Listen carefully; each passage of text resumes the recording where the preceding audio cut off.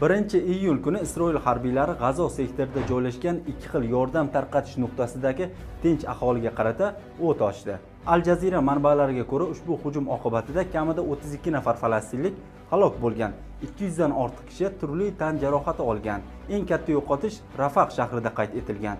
Bu yerda minglab odamlar oziq-ovqat olish uchun to'plangan paytda Isroil tanklari olomon tomon o'q uzgan. Oradan ko'p vaqt o'tmay G'azo shahrining boshqa oziq-ovqat tarqatish nuqtasida ham o'q uzish natijasida bir kishi halok bo'lgan. Yordam Amerika va Isroil tomonidan qo'llab-quvvatlanayotgan G'azo gumanitar jamg'armasi tomonidan tarqatilmoqda. Biroq Birlashgan Millatlar Tashkiloti va boshqa xalqaro tashkilotlar bu jamg'arma bilan hamkorlikdan bosh tortgan.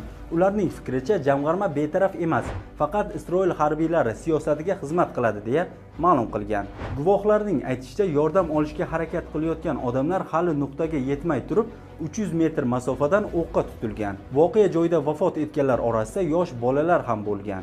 Al Jazeera muxbiri falastinliklarni oziq-ovqat olish uchun hayotini xavf ostiga qo'yayotganini aytib, taqsimlanayotgan mahsulotlar oilani boqishga yetarli emasligini ta'kidlagan. Otishma tafsilotlari hozirda o'rganilayotganligi bildirilgan. Falastin hukumati esa bunday tarqatish punktlari gumanitar yordam maskani emas, balki ommaviy o'lim tuzog'i deb atadi.